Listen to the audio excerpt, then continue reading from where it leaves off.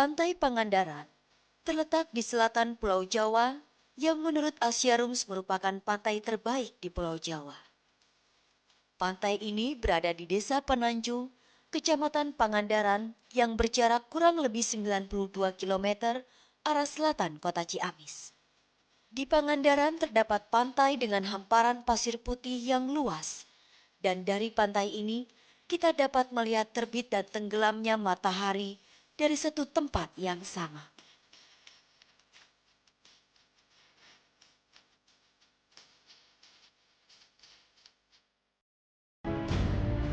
Aktivitas wisatawan dan warga sekitar Pangandaran terhenti akibat tsunami yang terjadi sekitar pukul 16.40 waktu Indonesia bagian Barat. Setelah 1,5 jam sebelumnya, terjadi gempa berkekuatan cukup besar yang berpusat di tengah laut Pangandaran.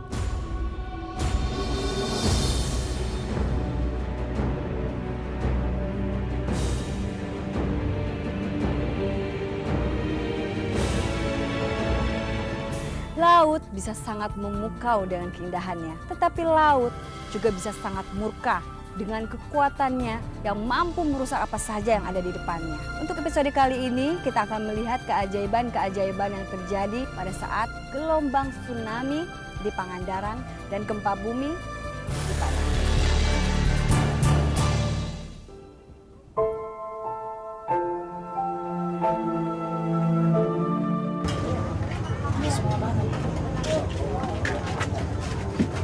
Bu, Bapak berangkat dulu ya. Ya, Doain biar Bapak selamat di jalan, dapat rezeki yang halal. amin. Hati-hati ya di Iya. jalan. Nanti ya. Iya. Nak, Bapak pergi ya. Kamu jangan nakal ya. Kalau mau main jangan jauh-jauh, ya. Dengar apa kata Mama ya. Ya. Kamu juga ya, jaga adik sama Mama ya. Mari, Bu. Assalamualaikum.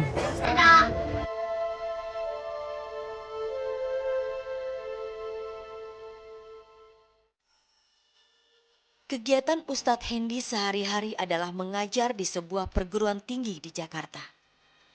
Hendy dikenal sebagai dosen yang ramah dan perhatian pada mahasiswanya.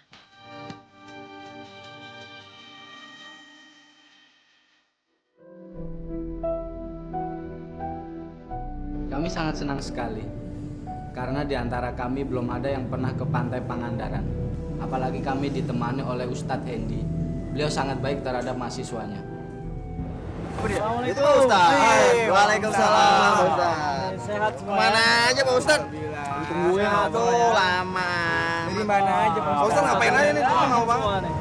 Pak Endi itu orangnya taat dan tak pernah meninggalkan sholat. Dan pada mau berangkat pun Pak Endi masih menyempatkan diri untuk sholat sunnah. Lama aja nih Pak Ustadz. Tadi mau gua tinggalin Pak Ustadz. Bapak minta maaf ya. Minta maaf Bapak habis sholat doang. duha tadi. Oh, sorry Pak. Emang lu nggak sholat? Salah ya. Nggak sholat. Udah. Udah cukup semua? Udah siap? Udah dong. Oh iya, siap dong. Jadi kita berangkat Pak Ustadz. Kita berangkat. Kita berangkat. Apa udah baca basmalah dulu? Jadi kita berdoa dulu nih Pak Ustadz. Ya. Basmalah aja. Oh basmalah. Nggak perlu berdoa. Oke. Bismillahirrahmanirrahim. Bismillahirrahmanirrahim. Sukses. Berangkat. Pak Ustadz di sini Pak Ustadz. Apa di belakang? Depan aja. Oh iya Pak.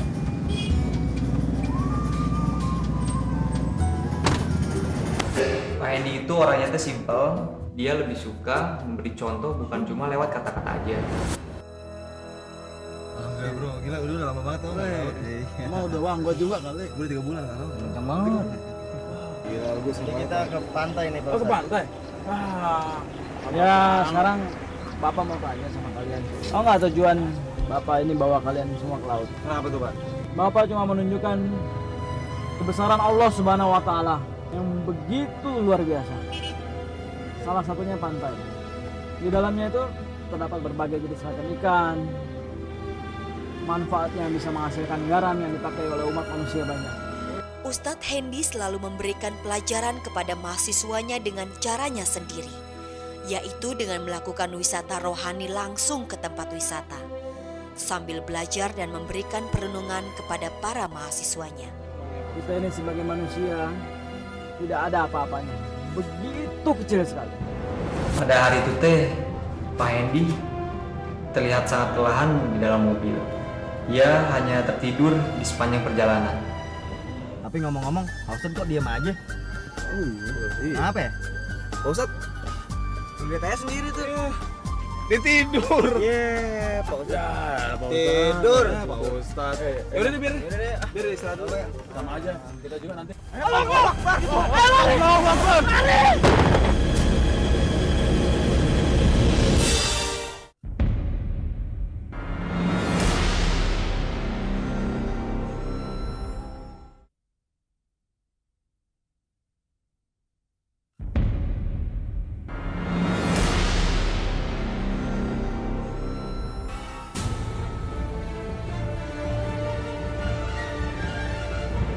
Saya tidak tahu apakah ini isyarat dari Allah Subhanahu wa taala bahwa saya dan mahasiswa saya akan mengalami bencana yang sangat dahsyat. Bentar lagi nyampe nih. Jadi kita bisa tenang cuy. Santai aja nih. Oke. Kita belum air deh. Siap. Astagfirullahaladzim. Pak Ustadz kenapa? Pak Ustadz kenapa? Astagfirullahaladzim. Kenapa Pak Ustadz? Saya tidak berpikir macam-macam untuk Pak Hendy. Tapi kalau saya lihat, dia agak cemas sekali. Dan baru kali ini saya ngelihat Pak Hendy was-was sekali. Kenapa Pak Ustadz? Pak Ustadz, mimpi buruk Pak Ustadz? Berhenti dulu. Pak Ustadz mimpi buruk ya? Kenapa Pak Ustadz? Bapak mimpi di tawon.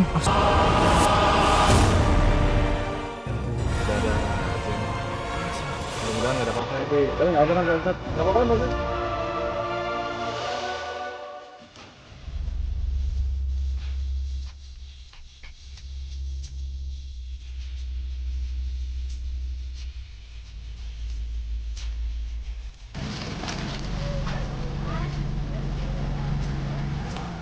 Jadi kita istirahat dulu, Pak Ustadz. Iya, kita istirahat dulu di sini. Alhamdulillah.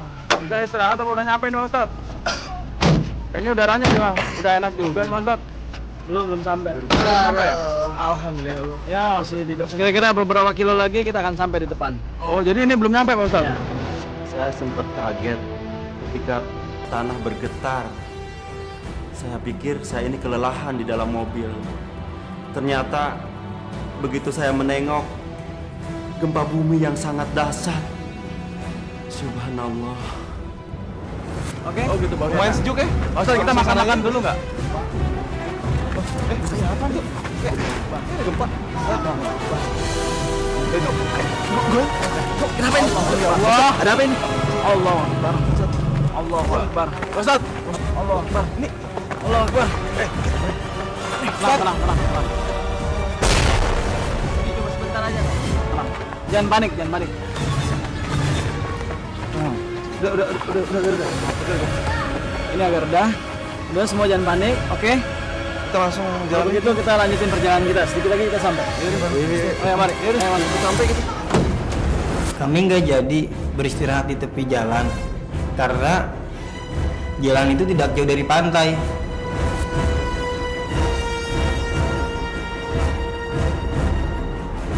Ketika melanjutkan perjalanannya, Hendy merasakan badannya panas dan keringat bercucuran. Perasaannya gelisah terus-menerus.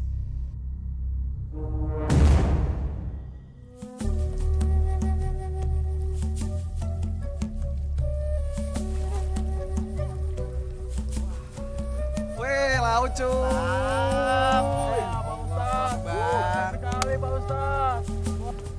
Suasana enak banget nih Pak untuk berenang nih Pak. Ya, kita berenang ya, berenang ya. Yuk, Pak. Ya, ayo. Sekali, Pak. Lihat nih, Pak, udaranya, Pak. Mantap. Pantai, kita datang untuk mempantai. Pak Ustadz, ayo Pak.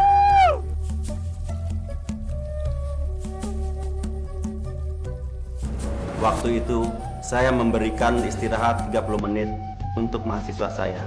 Tapi tolong kalian jangan jauh-jauh.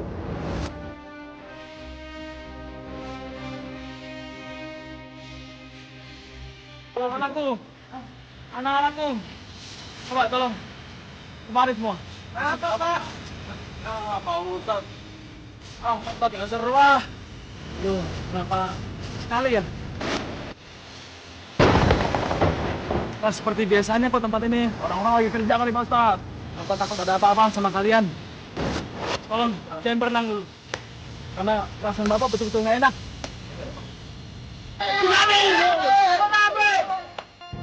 Saya kaget ketika orang-orang berteriak, "Tsunami! Tsunami! Tsunami!" Langsung saya ingat mahasiswa saya. "Ayo kalian meninggalkan pantai! Ayo kalian cepat lari! Ayo kalian lari ke mobil!"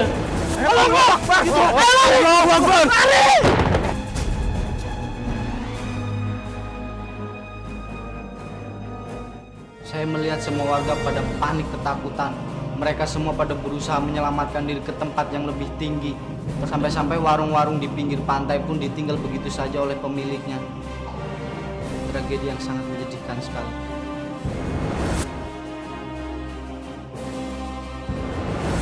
Waktu itu, gelombang air datang begitu tiba-tiba menerjang semuanya. Warung-warung, mobil, semuanya habis terlimbas.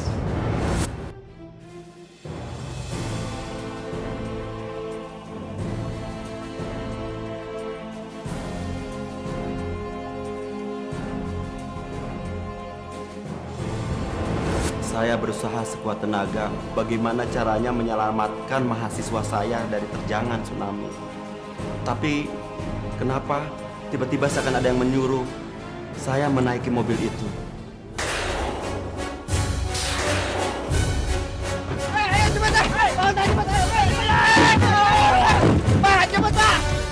Mereka terus berjuang untuk menjauh dari pantai. Keajaiban itu pun datang.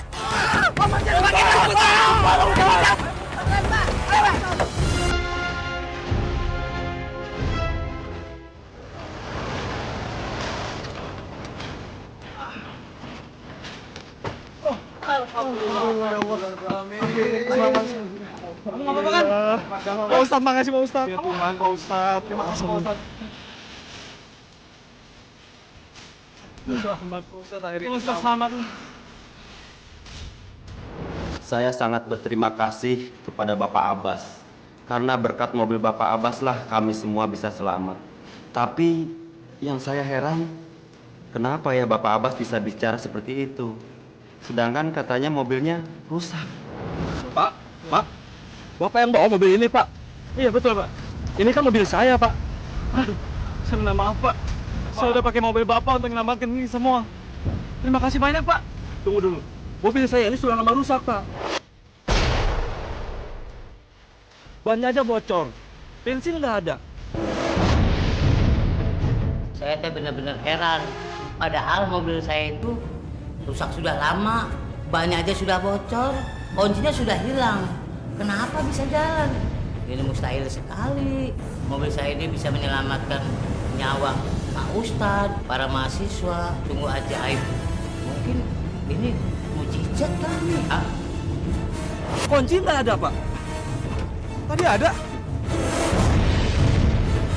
Mana kuncinya? Ada kok kuncinya, Pak. Ada, Pak. Ada, Kuncinya Pak. nggak ada, Pak. Kuncinya nggak ada.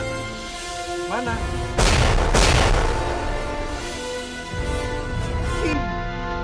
Bagaimana mungkin bisa jalan, Pak? Kuncinya nggak ada kok. Mana Allah? Ya Tuhan. Ajaiban. Saya bersyukur bisa selamat. Walaupun sebenarnya saya sedih. Banyak warga yang tidak diketemukan. Ini benar-benar keajaiban Tuhan. Kami bisa terselamatkan. Ya, mungkin ini mujizat dari Tuhan. Juga karena Ustadz Hendy orangnya baik. Makanya Tuhan menyelamatkan dia dengan cara yang mustahil yang tidak mungkin orang percaya. Tapi kami percaya bahwa mujizat itu ada. Bagaimana mungkin sebuah mobil butut yang rusak bisa mengantarkan kami sampai tujuan?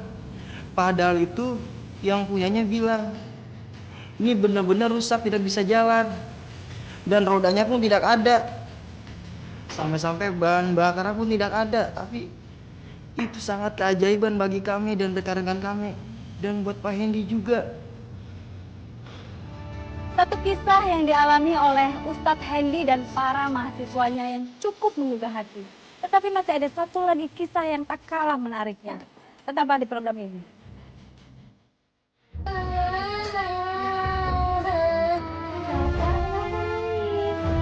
Asa pengen keluar rumah, Ma.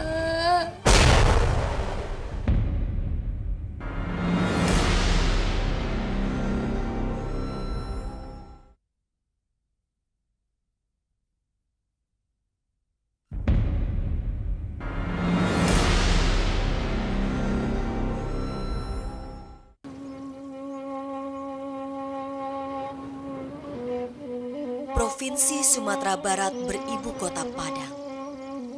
Siapa tak kenal Padang? Kota santri yang dikenal dengan ikon jam gadangnya. Kehidupan Islami begitu kental di kota ini. Alamnya pun asri. Tak heran bila banyak pula pelancong yang singgah di kota ini. Tapi keasrian dan keindahan kota Padang porak-poranda dalam sekejap. Allah memberi ujian bagi warga Padang dan sekitarnya. Di sore hari pada tanggal 30 September 2009, gempa berkekuatan 7,6 skala Richter mengguncang Sumatera Barat. Kota Padang dan kota-kota lainnya di Provinsi Sumatera Barat lumpuh seketika.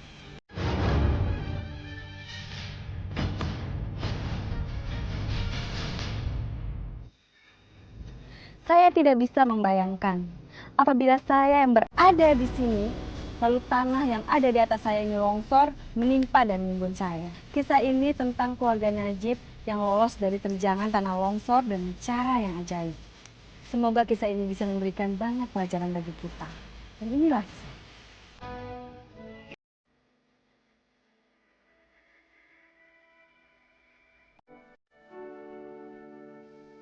Najib, laki-laki parubaya berusia 50 tahun yang begitu taat pada ajaran agamanya. Pak Najib orangnya memang elok. Sehingga orang di kampung konan tahu ionyo sagan dan menghormatinya. Pak Najib yang taat dan ramah itu sepertinya sedang diperingatkan oleh Yang Maha Kuasa. Di saat menjelang terjadinya gempa, pada hari kejadian, saya, istri dan anak-anak saya berada di rumah. Saya lagi istirahat setelah seharian di ladang.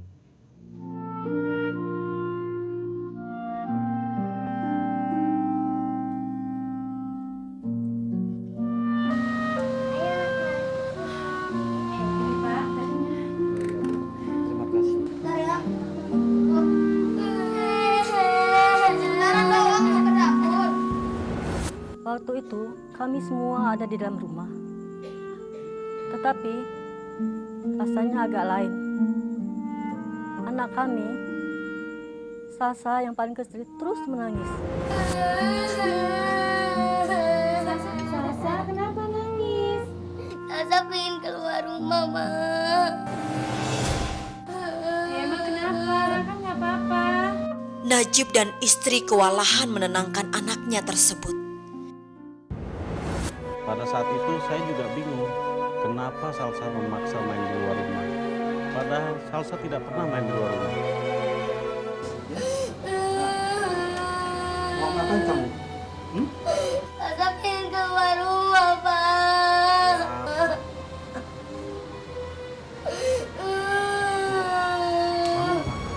Ketika lagi tidak bisa dibujuk, akhirnya Bapak menuruti permintaan Sasa, mengajak keluar rumah.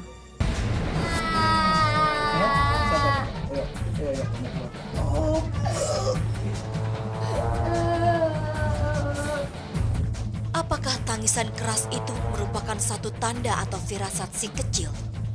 Nantikan kelanjutannya. Bu!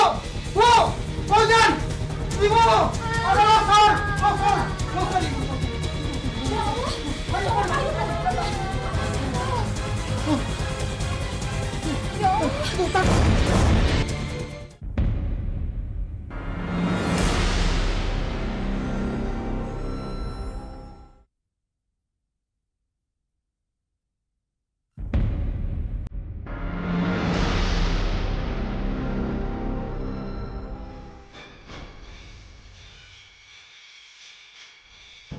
Saya tak tahu suara tangis keras Salsa itu merupakan peringatan buat saya dan keluarga.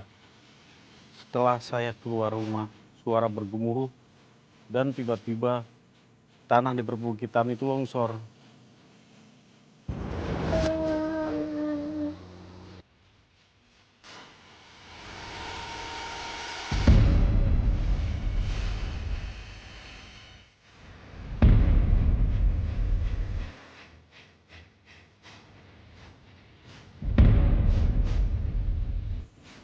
Waktu Bapak di luar rumah, tiba-tiba Bapak berteriak memanggil saya dan Mama.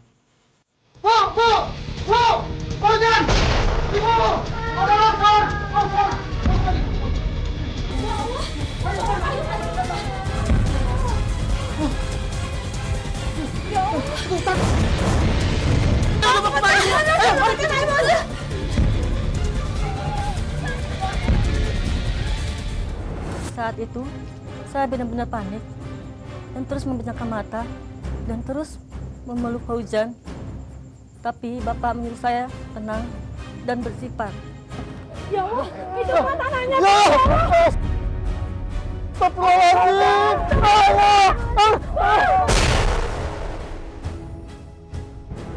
Fauzan cuma bisa menangis ketakutan sambil memeluk Mama. Terus Fauzan berdoa di dalam hati. Tanah itu datang begitu cepat. Akhirnya kami berlindung di samping dinding rumah kami. Ada di papan gua. Masuk. Cepat.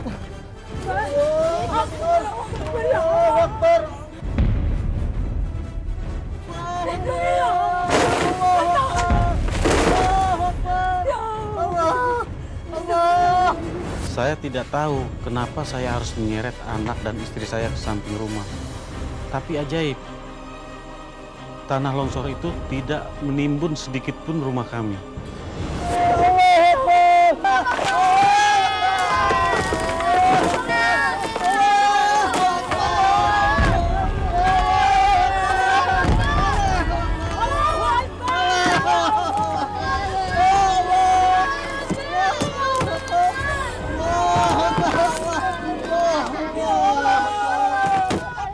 Keajaiban pun terjadi. Tanah longsor itu tak menyentuh rumah Najib sedikit pun.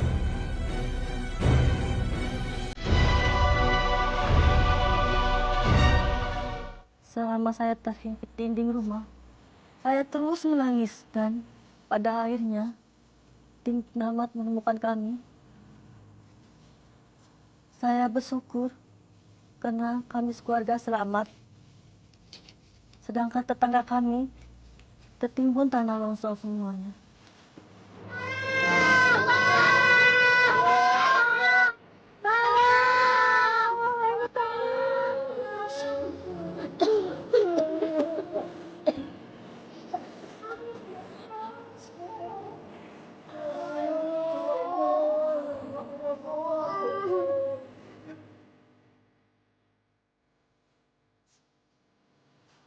Setelah tim penyelamat datang, saya dikasih tahu tanah longsor yang terjadi akibat gempa di Sumatera Barat.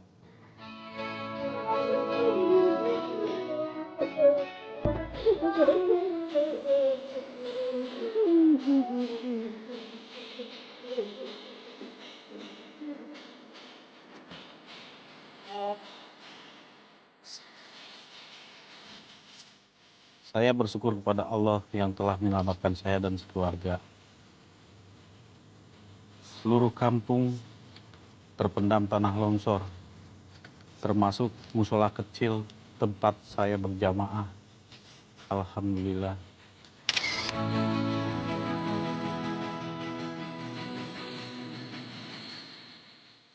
rumah Pak Najib po tempat tinggalnya pasti kanai nang kata orang. Tapi Allah menghindarkan rumah Pak Najib. Karena Pak Najib ko orang elok. Suka menuntun orang ke jalan Allah. Selamatlah rumah Pak Najib dan keluarganya.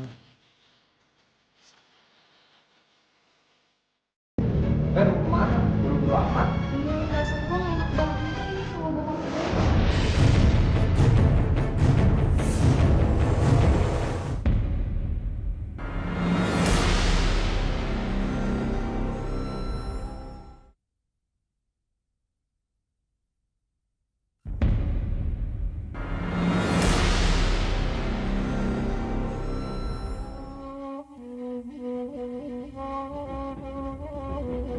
Padang, kota yang menyimpan keindahan tersendiri untuk bisa kita nikmati dan kunjungi.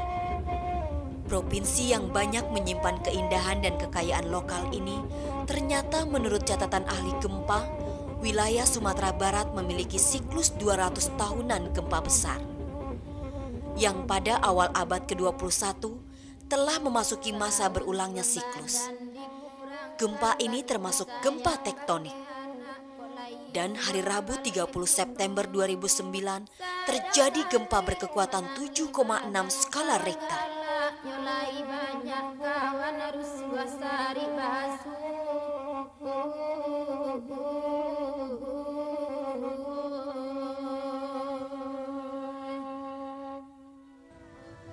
Bagaimana rasanya jika kita berada di dalam plastik ini? Pengap. Persediaan oksigen sangat terbatas. Kita akan mati secara perlahan-lahan karena kehabisan nafas. Kisah ini yang terjadi kepada Vera yang terkubur di dalam reruntuhan tanah akibat gempa. Pasti Anda akan berpikir bahwa dia akan mati.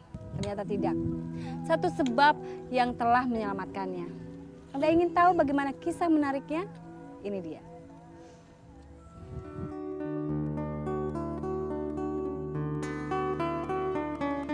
Vera, perempuan yang ramah dan taat pada agamanya ini, kegiatan sehari-harinya adalah bekerja sebagai penjaga toko.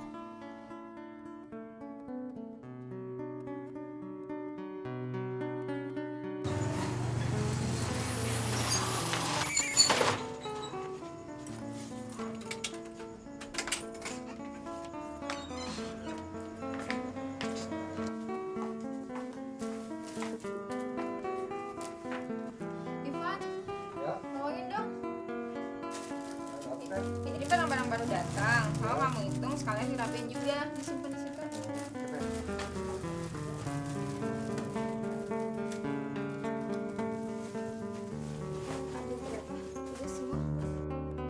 Beberapa jam sebelum gempa terjadi, Vera terlihat gelisah sekali. Dirinya terlihat sesekali berdiri dan duduk.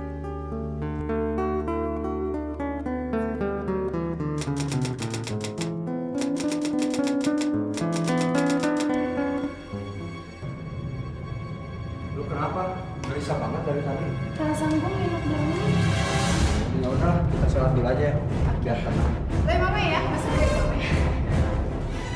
Waktu itu Ifat sempat menggodai saya, tapi saya tidak menanggapinya. Yang saya inginkan pulang, pulang dan pulang, bertemu dengan ayah saya.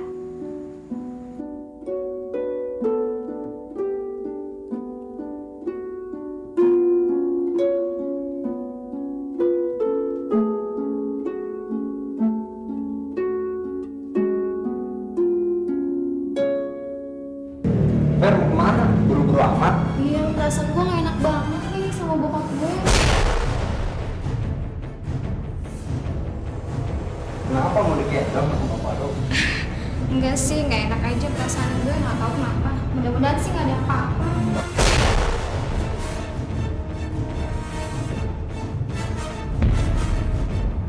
Terus sekarang mau langsung pulang? Gue mau langsung pulang nungguin bokap gue. Hati-hati aja ya. Yo.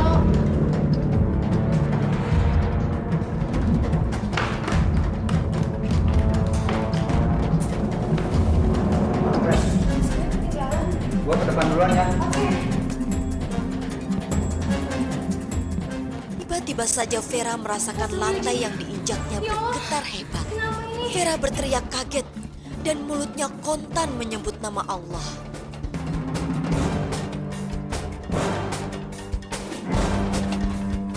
Bumi berguncang hebat sampai menggetarkan dinding-dinding toko di mana Vera berada. Vera tak sempat berlari keluar. Bagaimana dengan nasib Vera? Tetaplah di program ini.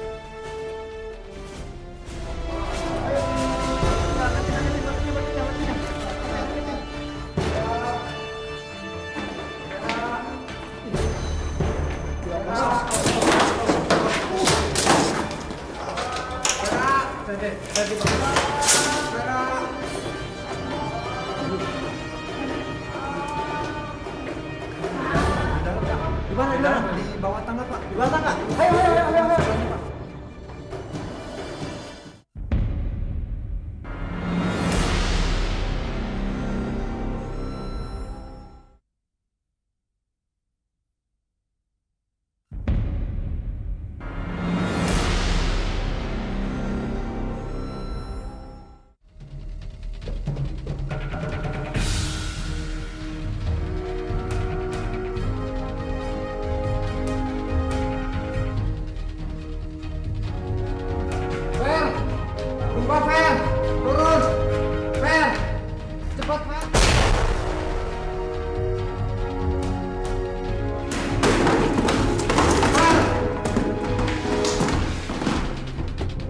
Waktu itu gempa.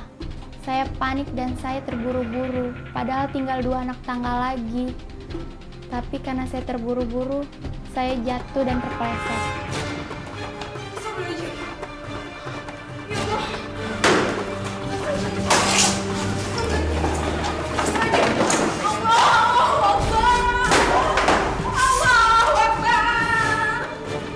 Kekuatan gempa itu sangat besar.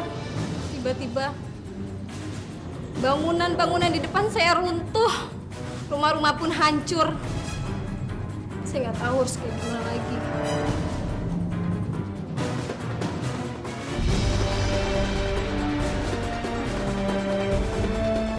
Waktu itu kejadiannya sangat cepat. Reruntuhan beton menghantam tubuh saya. Saya panik. Saya takut akan mati. Tapi saya berjuang untuk hidup karena saya sayang dengan ayah saya. Ajal pun siap menjemput Vera yang tertimbun di bawah material bangunan toko. Tapi Vera tak putus harapan. Semangatnya untuk hidup tetap terus menyala. Saya letih dan mengantuk, tapi saya tidak bisa tidur. Saya takut. Kalau saya tidur, saya akan mati.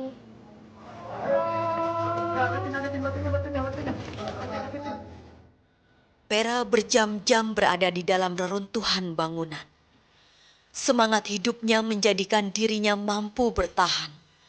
Dan sinyal itu tertangkap oleh orang yang ada di sekitarnya. Vera bisa kami deteksi keberadaannya pada hari kedua pasca gempa.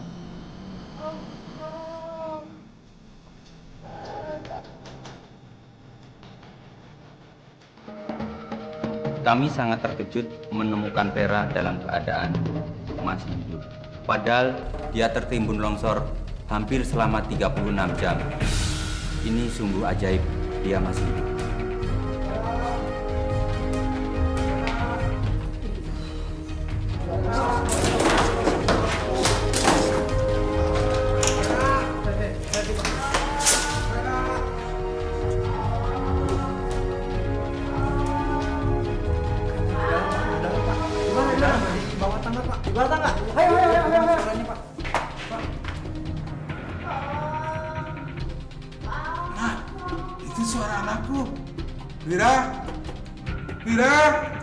Alhamdulillah Allah mendengar doa saya.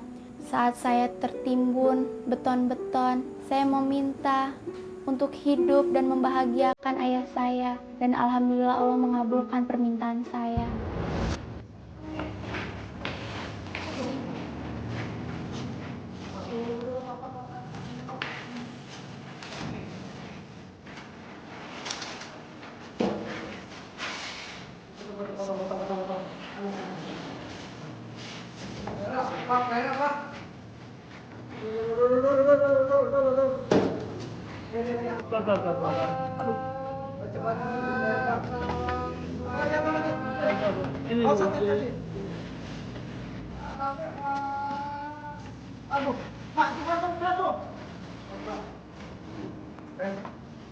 Subhanallah, kamu selamat nak. Kamu selamat nak. Alhamdulillah, kamu selamat nak.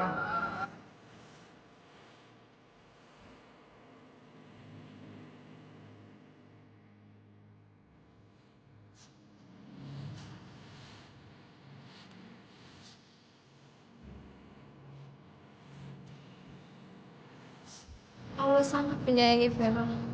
Dia anak yang sangat baik. Banyak kenangan manis bersama dia. Gak bisa saya lupain gitu aja.